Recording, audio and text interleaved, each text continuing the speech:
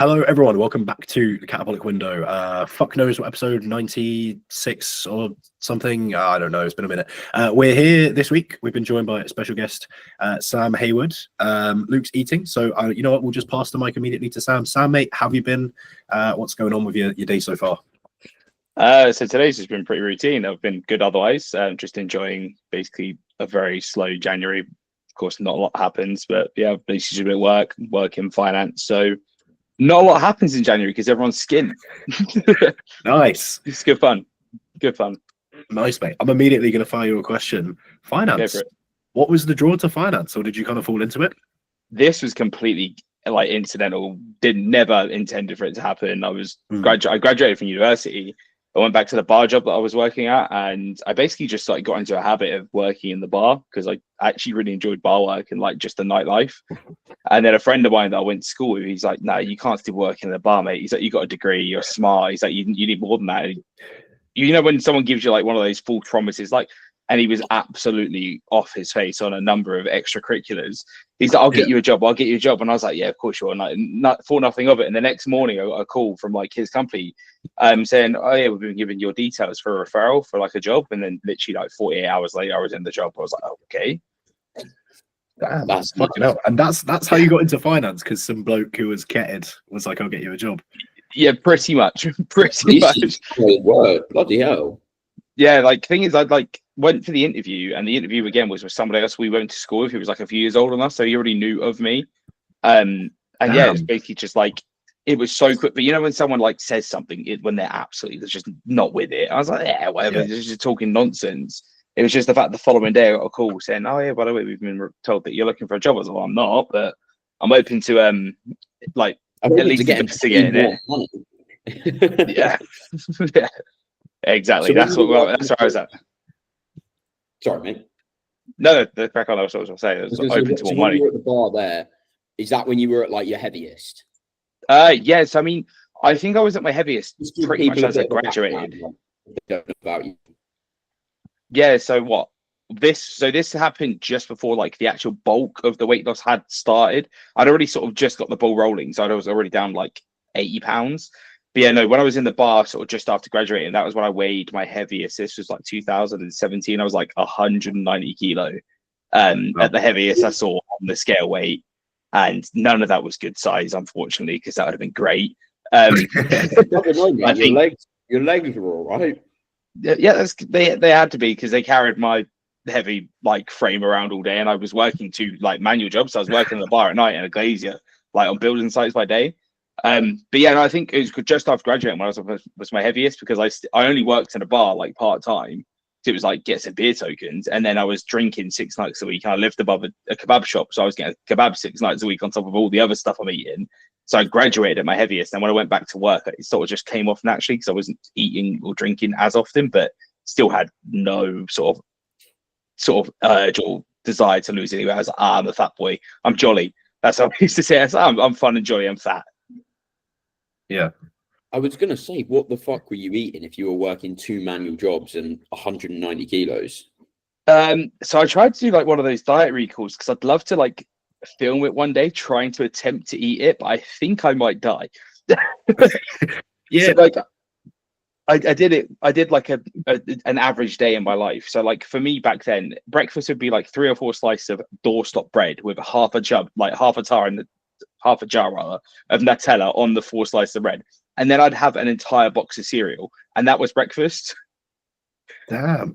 Okay, sorry to interrupt. When you're like when you're in that state doing that, is it registering with you of like, this is why I am in the current situation that I'm in, or is it like you've kind of normalized it to yourself that you're like, this is just what I do? Do you know what I mean? Are you doing it and you're like, this is kind of not something I wish I was doing? Do you know? So I think like I was aware that what I was doing wasn't conducive to either a healthy or long life or managing my weight, but it had been something that I'd always done. So for me, the whole like toast with Nutella, that growing up, that was like my favorite breakfast. And the second you become an adult, it's like, I could choose what I'm having for breakfast. So I started doing that regularly. And when I'm hungover, that was like my go-to breakfast as well. And after like a health scare that I had in my final year at university, I sort of accepted like the whole early grave. I was like, I'm never making it to 30. I was like, I might as well just do the things I enjoy and do them well. Like, I eat a lot, so just lived with it. Because I knew, like, of course, anybody who's an adult knows that eating like that isn't going to help your weight. But I was sort of in a habit and a routine of doing it, and I just really enjoyed eating that much at the time. Now, like, I'm pushing food. I'm like, I hate eating. I'm bored of it. So, if that was a breakfast, what would the rest of the day look like? You'd say Right. kebab, So, what else? So if we're going like peak weight me, so that was breakfast. So then on the way to university, I would like, this is like actual peak weight me. This is prior to the 2 manual jobs, but like at uni when I was weighing the like 180, 190 kilo, I'd go to Tesco's on the way to university and grab 2 meal deals. That's lunch. That wouldn't last the lunch. That would be 11 o'clock. So I'd have like 2 chicken and bacon sandwiches and 2 bags of kettle chips and like 2 Twixes at 11. Go to the SU, have like a chicken BLT and like 2 portions of wedges on the side. Go home, have like a pizza and like an entire bag of like oven nuggets. Go out drinking or like drinking snake bite and Guinness, of course, the most calorie dense drinks on the planet.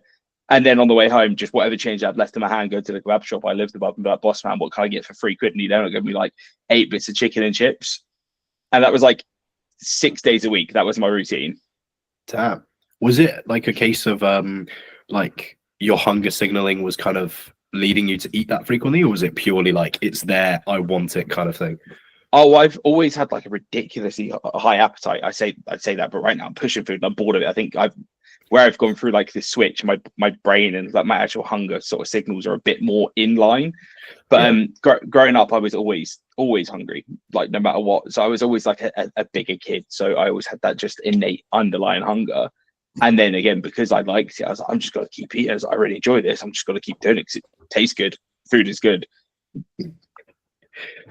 Fair. It's always so interesting to see like how those relationships with food kind of, because like it is a skewed relationship with food, but like, it's so interesting to kind of, I promise we're not just going to talk about this the whole pod. We're not just going to harp on your past, because it feels a waste to bring you on and just talk about what's been.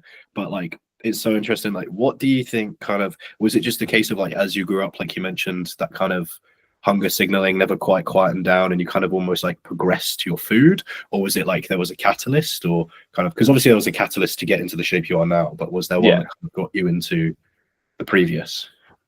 So I think it was just like I've discussed this a few times, just the nutritional environment of my household. Mum and dad never really cooked anything. They never really like prepared meals or anything. It was always very much beige food. So just anything freezer, like Bird's Eye and just like McCain. That was it. It was like McCain chips and like chicken nuggets every day. Yeah, like growing up, great when you can have chicken nuggets every day or like a frozen pizza. But I never had any sort of like foundation of like a nutritional like profile in our household. So for our house, it was very sort of routine. And like I've spoken about this before, and they've given me sort of carte blanche about it. My family, they are on the bigger end. Like to this day, the rest of them still are. They're a bit like heavier set. But that's just where essentially it came from. And then again, you sort of get into the habit. I think as you eat more, you think, oh, I'm hungry still. It's like you're not. It's sort of more of a psychological thing at that point. It's I just didn't like eating. I feel like you reached a point, like I obviously didn't struggle with my weight to the same extent, but I did go through a period of struggling with my weight. And for me, it was kind of, it wasn't quite like, the best way I can express it was, it wasn't hunger, it was just an absence of being full. And so because you're like, oh, I'm not stuffed, it's almost like I could eat, that's appealing to me, so I will go and do that. But you kind of convince yourself that is what hunger is. Whereas almost like bodybuilding and dieting introduced me to like, oh shit, no, this is hunger. Actually, it's not that bad. I can kind of back this and it's fine. Yeah, very much so. I don't remember like in the cut, it took a good, like the first cut, let's call it a cut. It was really not a cut. It was just unintentional, figure it out, eating like an adult. The first time I felt like proper hunger, I was like, what is this experience? I was like, I don't hate this. I was like, it's really weird. I was like, I'm 25. I've never felt this sort of phenomenon in my life. Like, what on earth? Yeah, I feel like a lot of people have a weird relationship with hunger where they're like, they fear it more than like, and it's never is. I feel like the idea of it to some people is so much worse than what it actually, because it's not really that bad. Like you kind of feel it, acknowledge it, move on. Like it doesn't, exactly. You might feel a little bit tired, but you know, it's just one of those end things. Of the day. Yeah, exactly. And again, like I think bodybuilders are quite good at I don't know, you could make your own case for how mentally healthy this is, but like when you feel that hunger, you're like, yeah, I'm getting fucking peeled, bro. You start to like, you know, when you feel that bit of hunger, you're like, yeah, you know? Something's working, we're doing it. Yeah, exactly.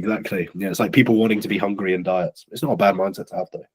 No, 100%. But again, I think that's because for the like in the bodybuilding industry, we just look for those weird like signifiers that something's ticking along. Like, oh, I'm hungry, therefore I must be in a deficit, and it's working. Yeah. So you started, you say 190 kilos, and then what was the lightest that you got to? Lightest I got to, I was 154 pounds. So I don't know what that is in kilos, like 70, 74? Yeah, roughly half, innit? Yeah. 70 on the dot, apparently. Yeah. So that was my lightest. And at that point, I was literally skin and bones. There was no tissue on my frame. I was just like a bag of saggy skin. I looked like I'd basically be stealing your local co-op to get my fix. How did you diet then? Was it like you mentioned, you just kind of changed up your eating, or was it a modified, like a purposeful diet with cardio, or how did you do that?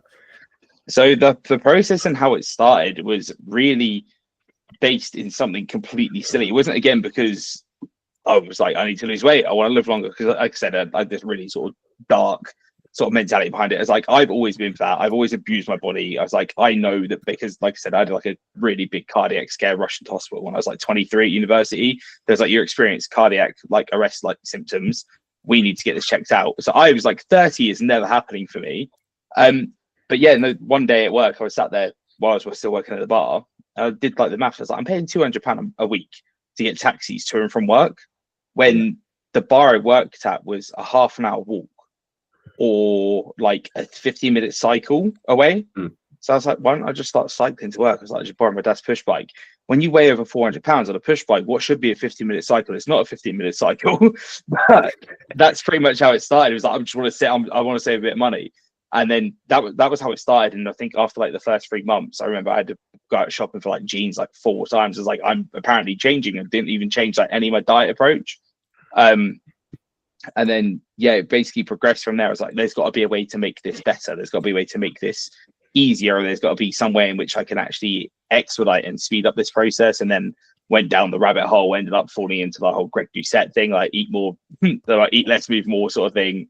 Listen to Paraman, and that's pretty much how this whole thing started. It was like, what things can I change along the way to keep getting to where I need to go? But then unfortunately I pushed it way too far and got to a very unhealthy place where my diet was spinach, egg whites, and literally whey protein powder. That was it. Like, and I was eating probably 1,200 calories max and doing about 60 hours cardio on the bike a week. Like, I was just cycling to and from work. Like, any waking moment outside of work, I was on the bike cycling. How on earth do you even get on a bike like 150, 160 kilos? With great difficulty, and hope that it doesn't break. That's fair. That was pretty much it. My dad just had this like really robust sort of cross country bike. I was like, that'll do. It didn't break, so just kept rocking it. Damn. Did you email the company and tell them that this is rated up to 150 kilos then? Because that that was just literally, that bike was just, we'll jump on it and see what happens. Then in like the first lockdown, I was like, you know, I actually want to get my own bike. I was like, I've used that for too long, and of course there was nothing else to do outside of work. At that point I just started in this finance job, so I was like, I'm gonna go buy my own bike, bought my own bike, and then pretty much just kept on cycling, kept on pedaling, and I just kept getting smaller and smaller and smaller. Were you not like utterly drained all the time, or were you just kind of like adjusted to feeling fucked, or did you actually kind of function okay? Oh no, I was in a hole.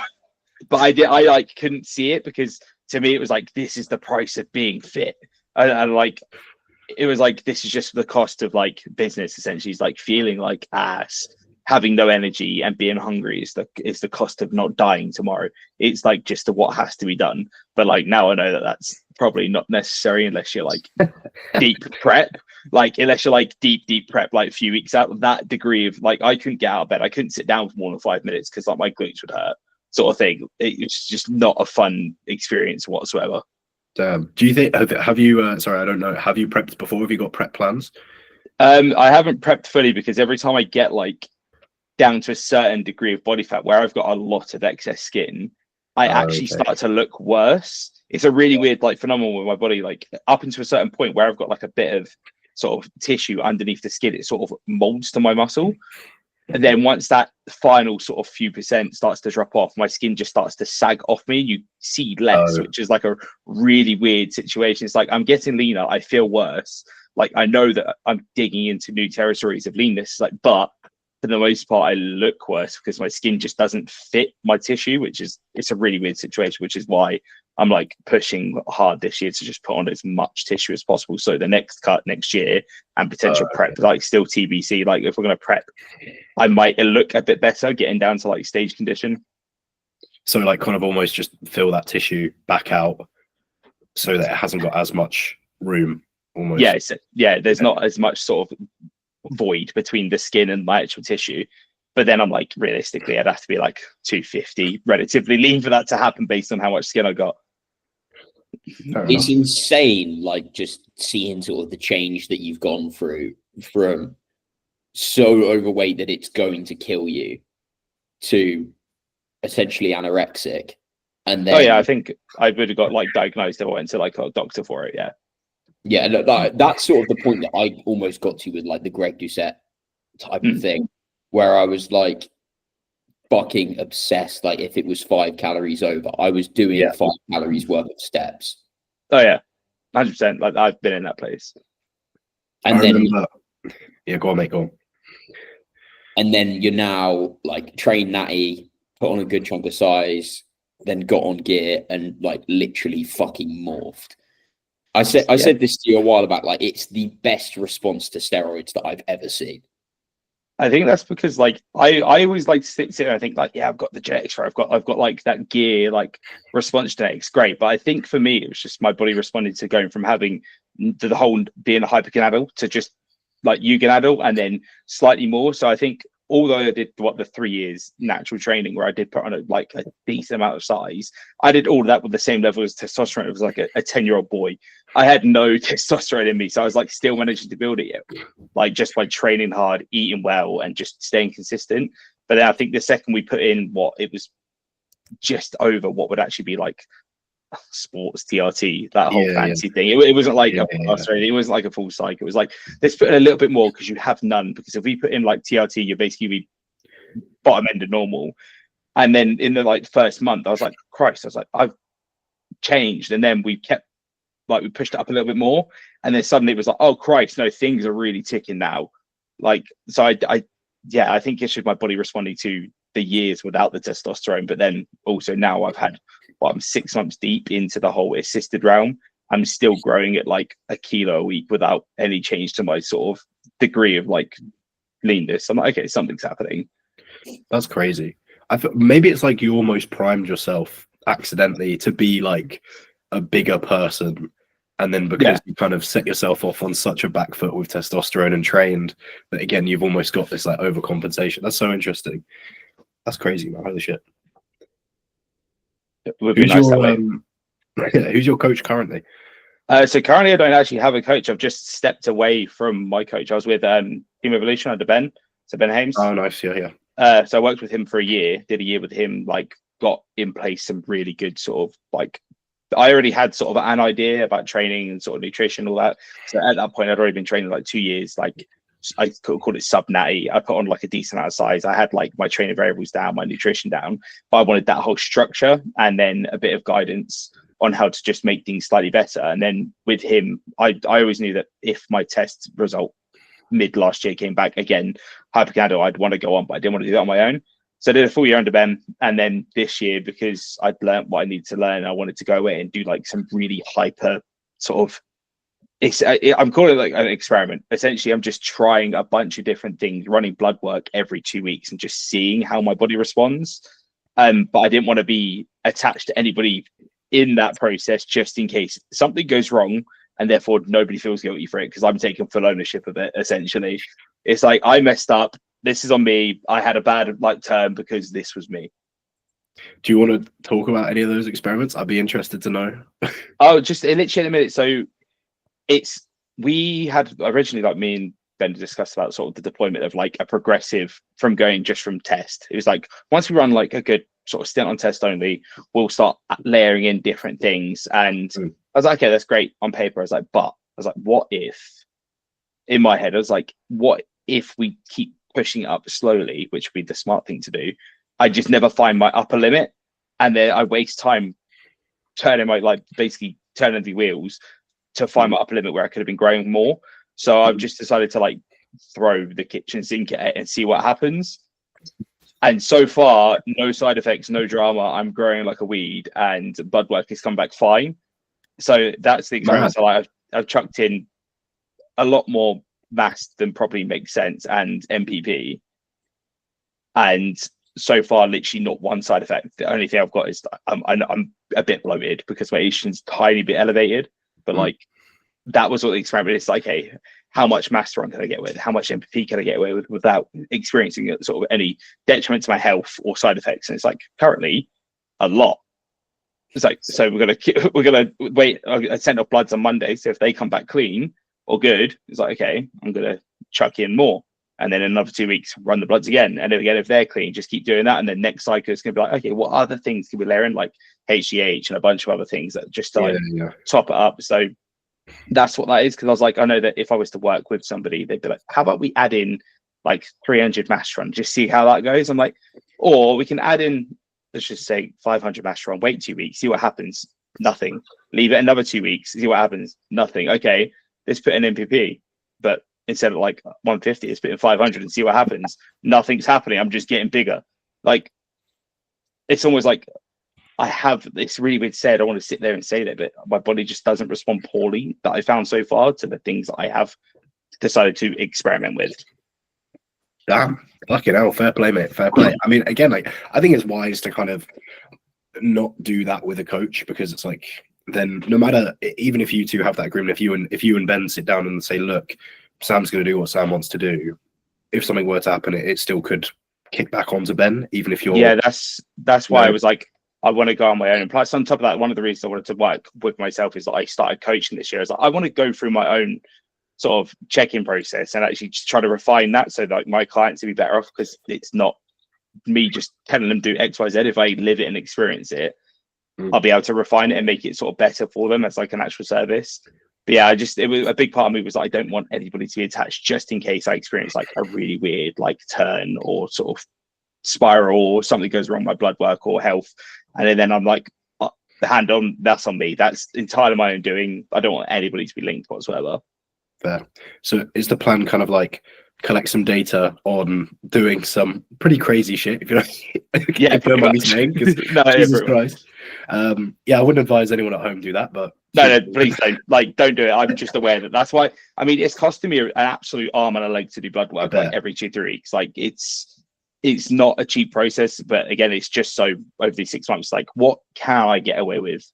And then in the future, I have like a baseline of things like to produce like my actual like more well-structured cycles. Like, this is what I'm allowed to get away with. So we don't need to go all that way, because at this point, I know bad things happen. Yeah. Yeah, I was going to say, it's almost like you can kind of collect that data and then come back to Ben and be like, hey, or whoever you go for, I'm assuming probably someone in Evo, and kind of say like, hey, here's what I did. And they're going to be like, holy shit. And you can be like, yeah, but here's the results. They're going to be like, oh, cool. And then you can kind of like put that into some kind of more structured plan for prep or something. Yeah, essentially, that's what I want. I just want to see how my body responds, because it was based off my first like sports CRT dose, what my testosterone went from like 4.6 or something stupid to like 127 on like 290 like megs. It was like, okay, that's a rather insane sort of swing there. Yeah. What was the frequency you were pinning at for the 290 megs? So it was literally Monday, Wednesday, Friday. Okay, fair enough. So when it was 290, sorry, it was 270, because it was 0.3, so like 0.9 mil a week. That's still a good response. A 4 is crazy. Like, yeah, that was like one of my high readings as well. That was one of my highest readings. Jesus, bro, that's actually insane. Yeah, that's hypogonadal. Damn, fair fucking play to you. So obviously you kind of touched on like in terms of like the current focus, you've got coaching, you're looking at improving that, you're looking at kind of coaching yourself for a little bit, looking at a prep, growing into a prep. Do you know more so like long-term kind of like not where you see yourself, but where would you want to be? Because if I say where you see yourself, every bodybuilder puts himself down, but where do you want to be long-term? So for me, long-term, like the in all reality, the reason I started coaching is because what I've been through, like it seems a bit like kettle black to say that now. The fact that I'm running this weird experiment is my health has never been better, and it sounds weird because I actually feel healthier now that I'm running X amount of stuff than I did without it, which is a different story altogether. Just seeing... What was that? Sorry. Moral of the story: up the dose. Yeah, pretty much, mate. That's not good advice. Don't do that. No, so like because from losing the weight, my life changed, my mindset and attitude changed like massively. I become such a sort of more well-rounded person on top of just being healthy, and then learning to like actually commit to a bodybuilding process and like put on some size. And again, I learned a lot about myself, just how good I feel mentally and physically. Like my long-term plan is just to build like a platform in which I can just coach and guide as many people through that as needed, like as possible. It's one of the reasons I started posting on TikTok about the way that I approach sort of weight loss, and that blew up. Like I've got like 39,000 followers, and just from a few videos. If I could sort of reach as many people like that as possible to build a platform to help people through the process, because I've been through it all, the physical side of it, the mental side of it. Because like the mental change is just as big as the physical change, like, and the hurdles and roadblocks you go through. So like my long-term goal is just to be somebody that people can like look to or lean to be like, how do I go from point A being that I'm obese and potentially knocking on death's door to not being obese, or where I was at point B where I was anorexic essentially, and then change my approach to dieting, my outlook on food, my mentality towards food and calories in general, and then build a sort of healthier approach to sort of lifestyle. And that's just what I want, which is why I literally started coaching. I was like, how can I actually translate this into a full-time sort of endeavor? Yeah, especially when you've been at that position where you're that fucking heavy, to then get to your lightest and be able to work through the feelings of like, oh fuck, I'm gonna get fat again, and how do I manage this, and all of that shit is can't be easy. No, like it's such a mental minefield. Like I remember the first time I was, because I even at my lightest, I still sat there and said to myself, I was like, according to the BMI, I'm still overweight. I'm not an ideal body weight. And I was like, but I also have a resting heart rate of 32, and standing up makes me collapse, and I have no energy. I was like, I don't think this is healthy. Putting on the weight the first time was very difficult. Like the mental sort of side, like the mental side of like seeing the scale go back up and seeing my body get fluffy. Because like for me, I've spoken to you about this before, like Luke, I can see scale weight changes of like 10+ pounds in 24 hours just based on like hydration. Yeah, you sent me pictures of the graphs before, and I'm like, what the fuck?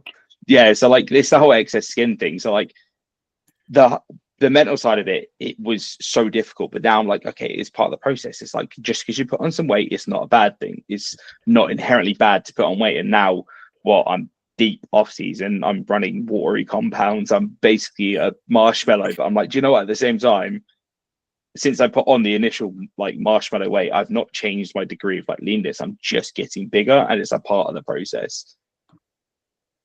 So this is a cheesy question, but what are 3 things that bodybuilding or the process of bodybuilding has really taught you then? Like again, although you say cheesy, I think it will always boil down to sort of the same thing, like just being consistent. Like I'd never had any sort of consistency in my life. For the only thing that I had consistent was I knew that I was having a pint at the end of the night, and that was the only thing consistent in my life prior to like finding bodybuilding. So yeah, just the consistency, sort of discipline. Again, never had discipline. Like I think embarking on, even if it's not like a full-on sort of bodybuilder endeavor or just a strict sort of cut or bulk, just getting into the process, you say, I'm going to attempt to lose weight over the next 6 months. If you like are disciplined with it, when that motivation wanes, you can actually stick to it. And like I, again, never had any degree of discipline. I was fortunate growing up. I was a very intelligent kid, so I never had to try. It was like anything I wanted to do, I could do. But then the second something didn't work, I didn't have the discipline to like see it through. Whereas I think that's helped, again, like move into my job in finance. I had no experience with this, and I'm doing very well on it because I'm very disciplined with the way I do things now. And then I don't know what the third would be. It's just like the whole consistency, discipline. maybe just like trust. Just trust is going to work. Like if you know on paper that the process works, just trust it. Like almost like delayed gratification. Yeah, massively. Yeah. I feel like a lot of, we talked about this when Finn was on the pod. I'm sure Luke will remember, and I don't want to retread it too much. We talked about how like a lot of bodybuilders are successful in other things because they just commit to a process and they just go, I know if I do this, I will see what I want. So I'm just going to do the same fucking thing over and over and over until I get what I want, no matter how long it takes. And it's like that ability to delay gratification and focus on a process and just say, right, what the fuck is next? Same as yesterday, cool. Like, that's why I think so many bodybuilders, you see them successful in like business or, I guess business and social media and things like that. Like pretty much anything where it's just a matter of like consistency and applying the same thing over and over. Yeah, 100%. I think it does translate. Sorry, mate, carry on. No, I was about to say, I think it does translate across into multiple aspects of your life. Again, that's one of the reasons whether I see myself in the future, I know that it hasn't just helped with my health and my weight and my body image. It's like my life in general is better, like outside of the whole fitness sort of industry and sort of stratosphere, essentially. I'd fucking hope so. Do you think it was harder then to lose the weight initially, or start building back up again and like be comfortable with that? Does that make sense? Yeah, so I've always said that losing weight is easy for me, but then if you speak to somebody that's come from the other end, they'll say that gaining weight is sort of easy to them. I think for me, because in the moment where the way that my weight loss, sort of the bulk of it started, I didn't really go into it with an intentional, I'm going to lose weight. It was literally, like I said, it was very natural. I want to save some money because I'm bored of spending that much. It didn't feel like it was difficult because I was just looking at my bank balance, like top up and up and up. But the only thing that cost me more money was buying jeans every 2 weeks. But yeah, I think it was the whole, like the struggle that I had mentally the first time I had like a dedicated, I'm going to put on weight now. Like that really sent me through a loop. That put me in a very weird place because like I'd never experienced, but like this is going to sound really weird. I always say I had antibody dysmorphia when I was that fat. I was like, I'm still the dog's bollocks. I was like, everyone loves me. I was like, I'm great. Whereas at my smallest, the second I put on like the first 10 pounds, I was like, I am equally tiny and fat. What is wrong with me? And like working through that was very difficult. And it's the same now. Like it's not like I'm perfect with it. I still sit there and like the second I go into a box, I'm like, I don't like seeing like the cuts disappear. I don't like seeing the scale weight go up. It's not fun. But the second I start cutting, like it flies up. I'm like, I love this. Like, it's great. Do you think that there's like anything in terms of like, do you think that your ability to handle the kind of psychological extremes there has like improved over time, or do you think it's a case of like you still have that little twinge there and you still I guess, is it like consciously and subconsciously, have they both improved, or do you still get a little bit of like twinge? Do you know what I mean? Yeah, no. So I think exposure to it helps. I always say that I don't think you're ever going to be, if you've ever had any sort of, either that be like any ED or weird body image, I don't think you can ever truly get rid of it. Like that's the way I look at it, which is why it's about just managing it, and having exposure to the changes helps. Because I know that each time I've gone through a dedicated bulk, I have found it easier to put on the weight and found it easier to watch my body change in a quote unquote negative way. That because I still, although it's not negative in my head, I still have that mindset. It's like putting weight on bad, but I know it's not. But the more exposure I have to that process, the easier it has become, which is why I like the fact that I go through phasic approaches. Like, okay, I'm bulking. It's like the first few weeks, I'm not going to enjoy it. It's going to be uncomfortable, but I know that the second I start cutting again, I'll realize why I did it. It'll be worth it. But the more times I do that, the quieter that voice in the back of my head is screaming, putting on weight equals fat equals bad goes away. It gets quieter and quieter. And I think it's just, it takes time. But even then, I don't think it's ever going to truly go away, which is just one of those things you just got to manage. Yeah, it's building evidence that the thing that you're doing is working, because you've done the last 5 or whatever the hell the number is, pushes up, and realize that every time when you get back down to the same weight, you look a little bit better. Oh yeah, 100%. That's what I mean. It's just that exposure to it, the experience of going through those phases because I remember that first like proper bulk. I was like, I don't like this, and then I cut it way too short. I did the typical, I've bulked for 10 weeks, I'm fat, cut back, and I was like, I don't look any different. Was it worth it? And then I remember it was Ben that put me through like my proper first, like put me through the paces. I was already like at the point of a bulk where I was like, I'm ready to cut. That's when I started working with him. I was like, I'm ready to cut. He goes, no, you're not. He goes, you're not cutting yet. And he pushed me for like another 5 months. And at the end of it, I was like, I'm a bloody whale. What are we doing? I was like, I do not look like a lift. But then cut 12 weeks later, I was like, Christ. I was like, okay. I was like, I am different. Like it's worth pushing those extremes. It's interesting what you said about kind of almost having more confidence before you got into like real physique development compared to like when you're kind of in it. Do you think it was like well, like why, I don't want to put words in your mouth, but why do you think that kind of was that you felt almost more confident before the diet, where that compared to when you did when you kind of first started dieting and kind of came out of the diet? I honestly don't even know. It was just, I think I was just a blind delusion, because in my head, like I knew I was big, and of course at 400 plus pounds, you know you're big, but I don't think I ever quite like had the correct to look at myself to think, Christ, I'm that big. Like I couldn't go to Fort Park because I couldn't fit in the rides. I was like that sort of size. Like when you're that big, you can the only ride at Fort Park you got is Rubber Dinger Rapids. You light bulbs just start like dinging off in the back of your head. But yeah, I just don't know. I just used to sit there and look at myself like, do you know, I look good today. It's like when I look back, I'm like, no, I didn't. No, I did. I fuck. And that like now I think where I'm just never satisfied. I'm just like, okay, I've got these things that I need to change. Like they could be better, and because I just want more. Whereas back then I was content. I was like, I am who I am. I know I'm great. It is what it is. Whereas now I'm like, okay, I'm not quite satisfied with where I am. I've got that desire to be 5% better next month. So I want to be there. Therefore, I'm not good enough. Yeah, it's interesting. It's almost like I kind of know what you mean. I mean, I did when I started training personally. I felt very insecure about how I looked, but I probably had more like weird false confidence about like, yeah, just sometimes I remember just some days I was just like, I look good today, and I look back and I'd be like, nothing's changed. What's going on? It's so weird. Whereas like, I guess now when I see my physique, I'm like, okay, that's a bit bigger, or that's a bit leaner. That's cool. It's a bit more like concrete. It's a bit more like, I know, I get what you mean with still wanting more.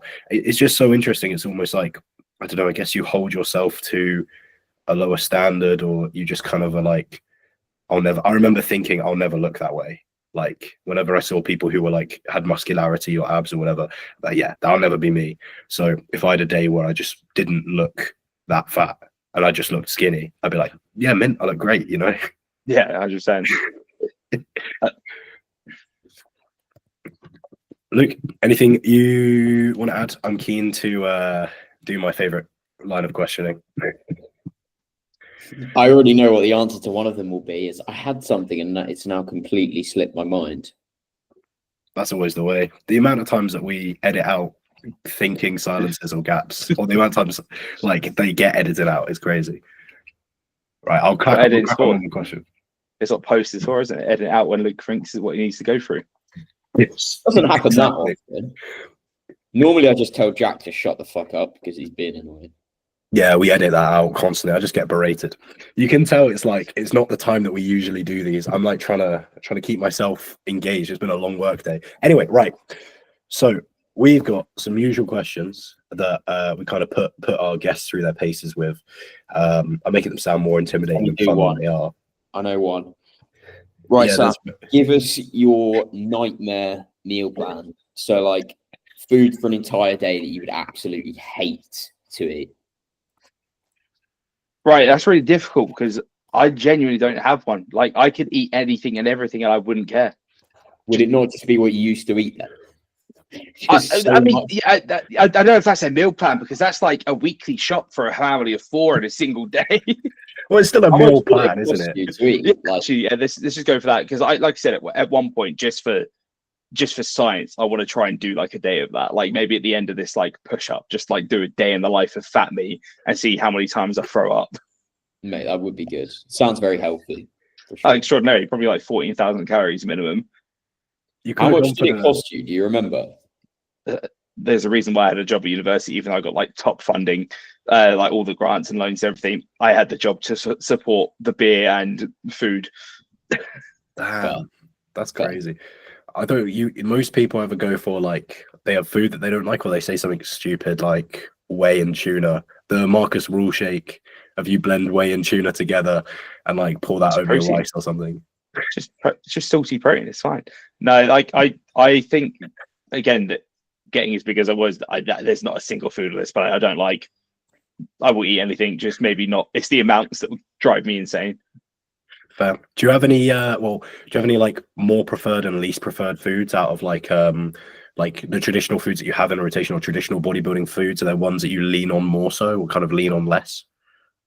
No, like with me, I have a really, really sort of open structure to my approach to sort of diet and nutrition. Now it's like, okay, I know I need this much protein, and then I have a more flexible approach to like whole fat and carb thing.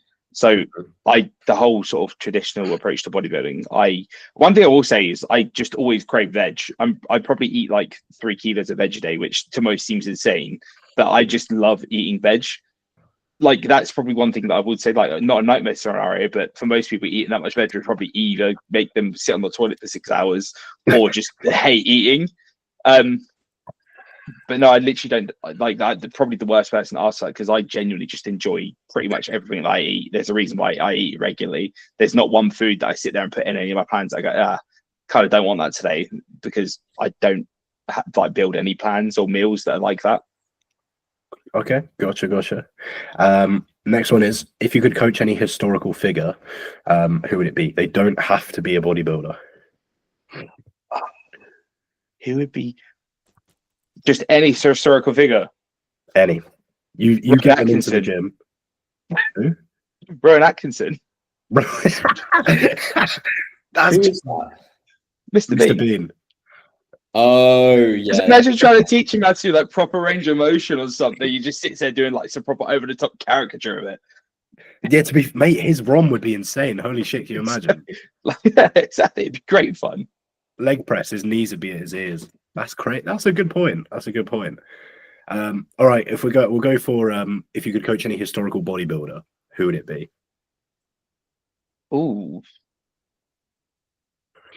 I don't know, because like that's me. I've never wanted to although I'm coaching, I don't want to coach bodybuilders.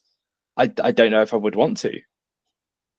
Really bizarre, pointless answer, but yeah, I don't typically like. I'm like an anti-bodybuilding coach essentially. As weird as that sounds. So what makes you, just to go into that, what makes you not want to coach bodybuilders? Because while of course the market's there and you can help people through the process if you've been through it and everything, to me, there's enough people doing that. There's enough coaches out there that are handling the whole bodybuilding approach, sort of even that being like enthusiast level to like competitor pro, that have been through it sort of with experience. Whereas I want, like I said, the big thing for me is I just want to help people that are struggling with getting their health in check, getting their physique in check, not even physique, because that leads into bodybuilding, just basically taking ownership of their health and their life based on their mental approach to certain things with diet and nutrition.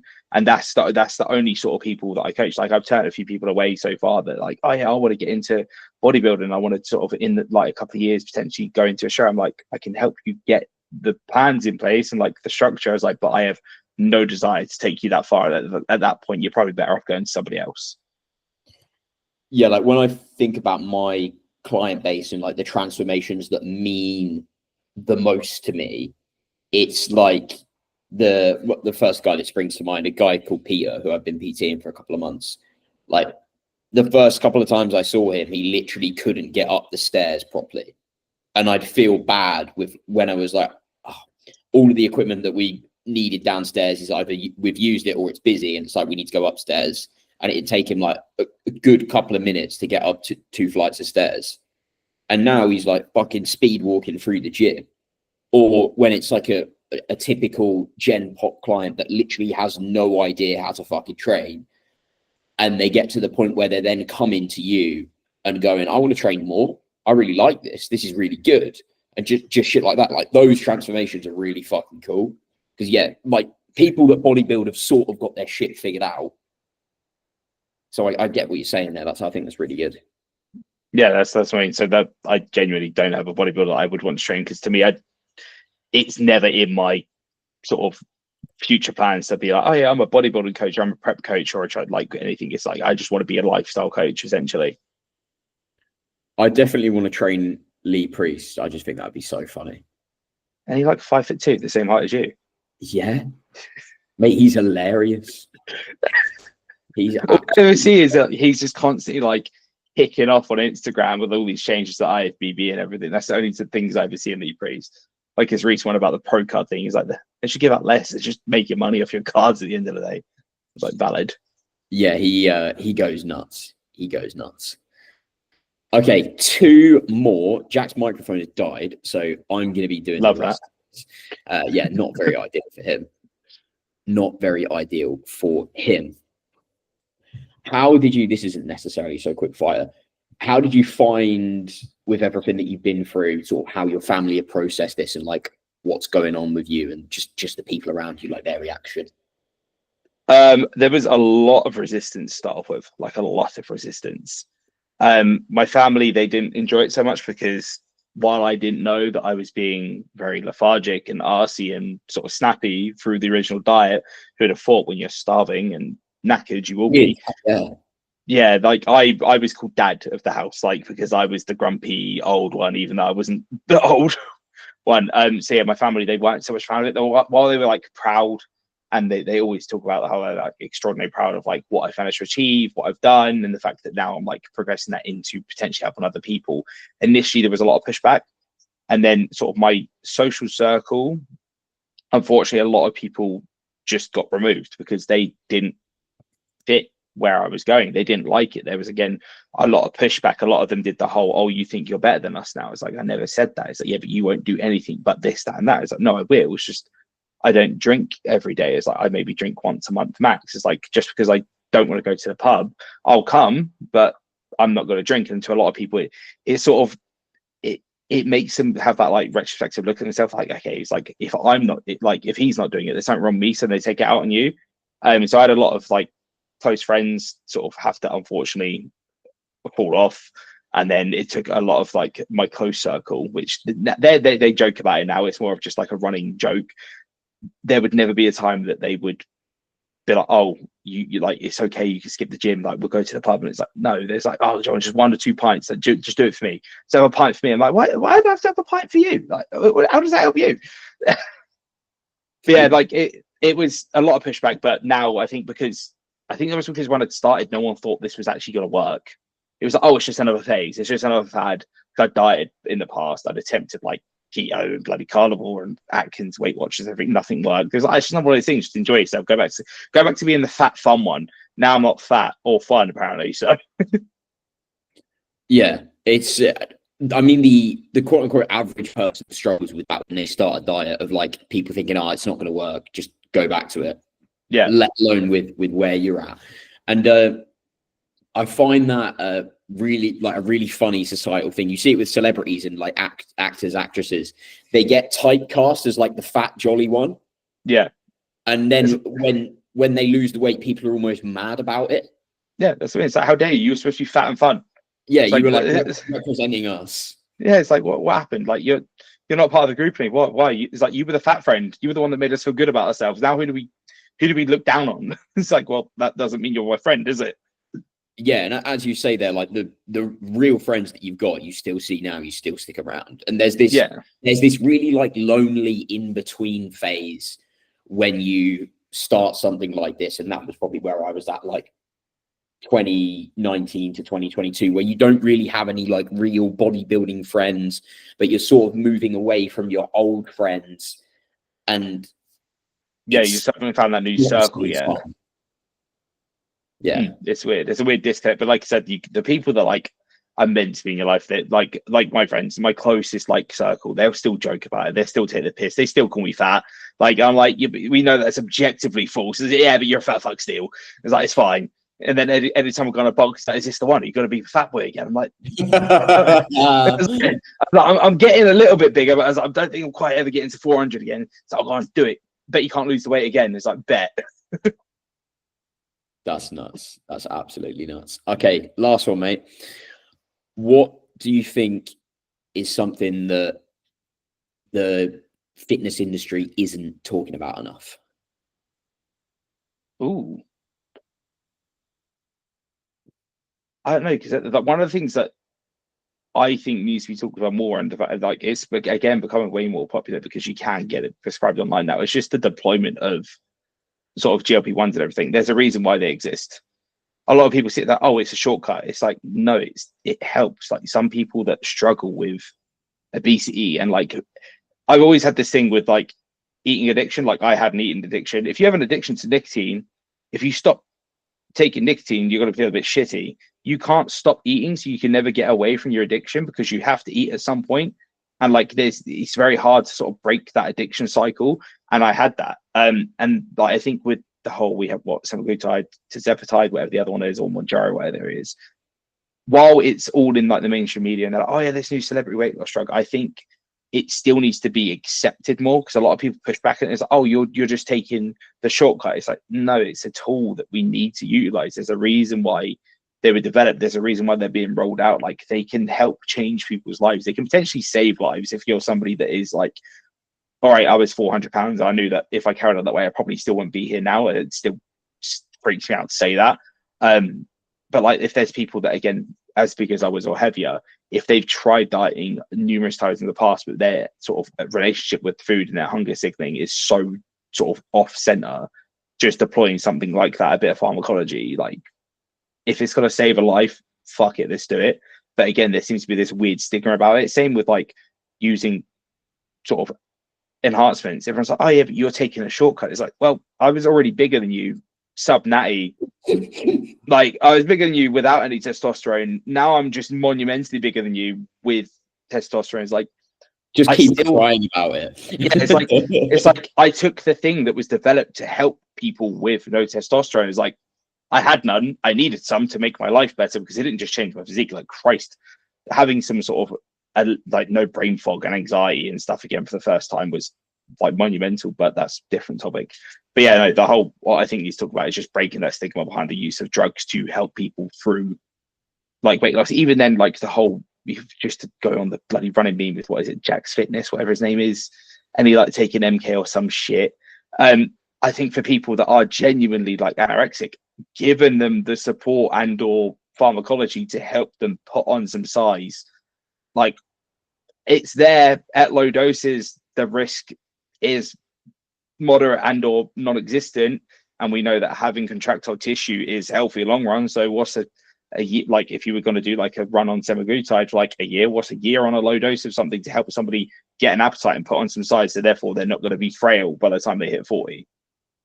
Yeah, I think that's a very, very good position to have on it, because it'd be so easy for you to sit there and say, I did it. I was 400 pounds. I fucking changed it. I didn't use these drugs. But actually, I wish I could. I could have had a Christ. A lot fucking easier. But actually, there's so many barriers that make it very fucking hard for people to change. Yeah. And if we can remove the appetite one, that frees up so much more mental energy for people to go to the gym, to focus on making better food choices. If we can make it easier for people, it's way more likely that they're going to do it. Yeah, 100%. That's the thing. Like, and again, there's a reason why the pharmacology side of this industry has developed these things. They are there to be tools. They're there to be aids. So why do we have a stigma about them? It's like I said, I could quite happily sit there on my high horse, be like, oh yeah, I lost 100+ kilo naturally, well, sub-naturally rather, with like no assistance. I didn't even have like a coach. I just figured it out. I just started exercising. If I can do it, everyone else can. It's like, yeah, but it's like, but just because I can doesn't mean as an N=1, everyone can. There are people that are going to struggle with it. Well, I just had a random click that worked. It's like, but if for somebody else they need the drug, let them have the drug. If it's gonna like make their life easier, and like you said, they're gonna have more mental bandwidth to sit there and sort of apply themselves to either training or just overall not thinking about food and being hungry, because again, that can make you so miserable. If you can remove that, that person's gonna live a happier life as well. Like they'll be able to do better at work because they're not starving. Yeah, it's not fun. It's not fun at all, mate. Quality quality fucking podcast. What are you doing the rest of the evening? Are you training, rest day? Yeah, no, I'm off to train. I got posterior tonight, so probably going to end up sitting in this chair looking like a bent over prawn tomorrow while I'm at the desk calling my clients. Hamstrings are there, back are going to be not in a good way, but that is exactly what I want. Perks of running this experiment, because I just seem to be adding like 10-20 kilo on everything every week. Don't take drugs. This is not an endorsement to take drugs. Please don't take drugs, people. No, please don't. Stay natural. Don't even do it. Say hello to Bailey if he's there as well for me. So, mate, he's normally gone, but like he normally ends up heading out by the time I get in. Usually, I'm going slightly late because of this podcast, so I may bump into him. But shameful human being. He gets in there early. Like what is? No, he gets to the gym so early. How does he get to the gym so early? He works in the office next to my actual like head office. I know they don't finish at 4. So how does he get out at 4? He's hacked the system. Right, mate. Tell people where they can find you and plug your main page, your coaching page, all of that good stuff. Yeah, so pretty much it's just end.ever on everything. So the word end, full stop, ever. And then I'm on Instagram, TikTok, pretty much it. I would say Twitter, but I wouldn't really say Twitter. It's a avenue to find me or discuss anything fun, because that's unhinged over there. There's a reason why it's not the same handle. But yeah, those two. And then my coaching one's Endeavor Coaching, same thing. If people want to reach out, I like, although I'm there to be a coach, I've said to people, if they just want to reach out and talk and just ask me questions, like pick my brains, just to like get the ball rolling, like I'm happy to do that. Like the whole coaching thing for me is a side part. If I can make that into something that can be full-time, so I can then actually support producing content to help people for free, that would be ideal. But yeah, it's pretty much just end.ever or end.ever_ some places, because someone stole it. Arsehole. Yeah, no, it's like, how dare you? Lovely stuff, mate. Well, have a good session. Thank you very much for coming on. Thank you very much for listening, everyone. This is the least amount I've heard Jack's voice, like literally forever. It's wonderful. He's cracking up. He's loving it. I can say whatever the fuck I want now, can't I? Until it gets edited out. Oh, you can't do anything. This is incredible. I know how post works. Right. Oh, yeah, he's just going to cut this out, isn't he?